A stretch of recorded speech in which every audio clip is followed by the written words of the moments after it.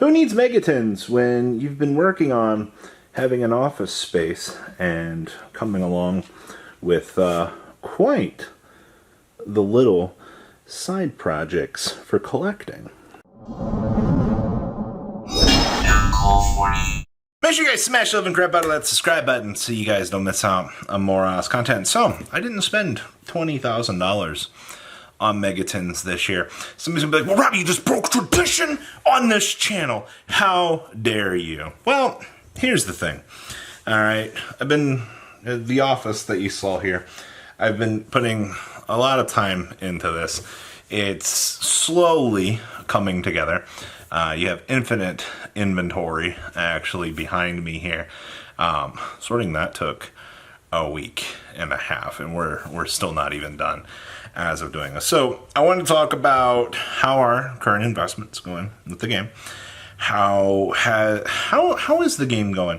Why did I choose not to invest in product this year versus other things? I will be on record here to say that I do think that the tin promos coming back to the tins this year does help out value on the product a lot. But with the way economic situation also has a lot of things to do with it.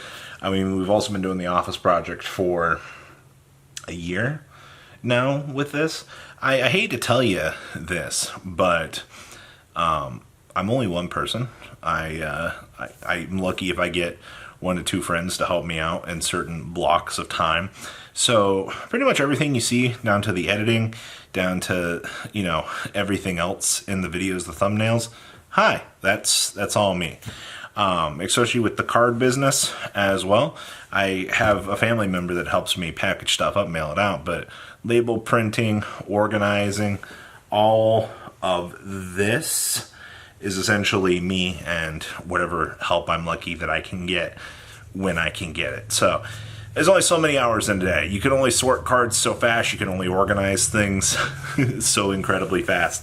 So there is that. So what's going on with the economy? Well, many of you might have realized, but you know, a lot of people don't have as much spending money as they used to. Also, there have been a lot more card games that have entered into the market. A classic example of new card games. Hi Grand Archive. I actually backed their Kickstarter a long time ago, and one of my locals had a box of this. So I said, screw it, picked up one just to see what was going on with it. I don't know how to play. I am curious. It's been a dream of mine to have like a meta-relevant deck for like every card game that was like available. So like One Piece, Pokemon, Digimon. Now you need to know how to be able to play those at some point, but that would be relatively cool. So with the card game climate, you know, with everybody having less money, and to top it off, you know, every new card game spinning out of control here, everybody and their mother trying to get involved in the world of TCGs right now. Especially with Lorcana, people are like, well, why do I want to invest in Yu-Gi-Oh when Yu-Gi-Oh is so expensive? And it does kind of show a little bit, honestly, that a lot of these particular products just aren't holding up. It's also kind of proven a little bit the community, or Konami, feels a little bit out of touch with the community at the moment in terms of the things that we want. The box topper promos this year, I think they were a good celebration of 25 years of the game. That was what they were marketing towards, all right? It was a good idea. But the thing is, when you're only doing one, should have done 2. Had the promos been 2 to 3, when you have guaranteed value in a product, that's where people are going to look at it and go, okay, well, I can go ahead and pick this up. And that's why I said, like, if you're high rolling, you know, a couple of these promos, you're not doing too bad out here at the end of the day, all right? Like, that's kind of worth it overall. So that's like the saving grace of this year. To be fair, the tins don't really have a Pot of Prosperity-esque card, and that's a little bit of a problem.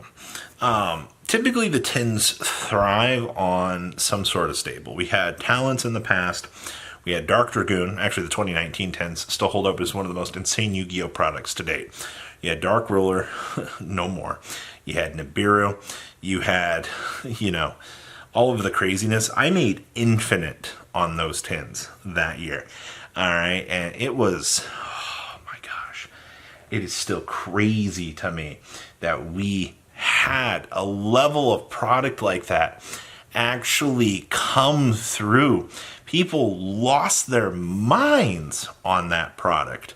All right, so actually insane, by the way, what was happening with that at this point in time. So promos have returned. There's no... Also, the fear of a ban list right now has really got people up in arms. I think that's one of the biggest things right now that is detouring the tins as a product from people wanting to pick them up is Konami's ban list management has been absolute dog shit. All right, like I'm just going to come out and say it. It's piss poor. All right, you need to do better as a company.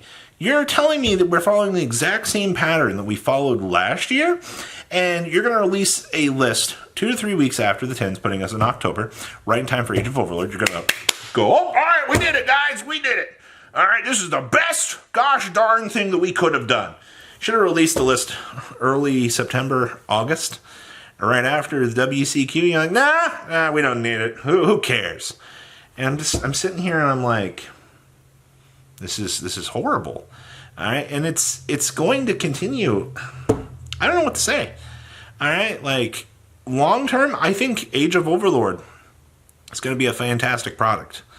When you have meta changing cards in it at the rate they are, meta Diabell Star, Horus, SP Little Knight, Doomsday Star, whatever the TCG exclusive stuff's going to do for, the imports, I think it's going to be good. I really do. Rarity collection, I'm still afraid of allocation happening. I can't blame me for having fears of that. If Konami short print allocated that product, it would be the most insane thing that Konami's ever done. It would rebuttal the secondary market. It would create such an insane vacuum, but they shouldn't do it. If they do it, oh my gosh, terrible mistakes all the way around on Konami's, like half. So how are other investments going? How'd you do on previous tins, Robbie? I still have a couple cases left. I'm actually not fully organized, so I can't actually answer all of the questions with how much is left over. Still have some Ghosts from the Past, the Second Haunting. I have infinite branded structure decks still. I'm staring at $15 of those. I have Dragons of Legend sitting over in a corner. I have a little bit of Duels to the Deep left. Picked up Duels to the Deep boxes at $15. I said, screw it. Can't really go wrong with that, right? Like, especially if you're sitting on it long term, like, whatever. I'll see where it's going to go at that point in time. There are just certain sets that you look at and you're like, okay, well, we'll see where this goes. There's nothing really wrong with that. Outside of that, a lot of my effort with whatever little extra money I have. Oh, by the way, eWin Racing. We finally got a chance to actually showcase these chairs, by the way. It has been so long. The other one sits over at our little temporary table. What little time and effort I've had into actually like having free time, I've put into playing Pokemon because expanded format is fun. But there's that. So, reason for not spending so much money on the tins this year, I've already allocated a lot of funds into other projects. I am not rich by any stretch of the imagination. Tying up capital in other things has kind of made it that I couldn't invest in tins this year, which means, sorry community, I couldn't get them. We will have Age of Overlord for stream. I know a lot of people are looking forward to that. We'll have Rarity Collection for stream as well. People have enjoyed getting a chance to get product a lot cheaper than their locals offers it, and I don't do crazy amounts of it. It's like a couple of cases, if that. People pick up 1 or 2 boxes, typically what they go for out here. So that is the update right now on everything. Yeah, Robbie would toss an office update into the I didn't spend $20,000 on product this year. I just don't believe in Konami right now. They've done a lot of things that have been pretty crazy. We got more sets printed this year than ever before. Bulk prices are down. I know a lot of people don't pay attention to that, but that's a little bit of a fun fact for you. If bulk prices are down, something's a little bit off right now. Wouldn't you say? So please, leave a comment down below. Tell me what you guys think, and I'll see your beautiful faces back here later in the day, guys. Peace out. Patrons, thank you.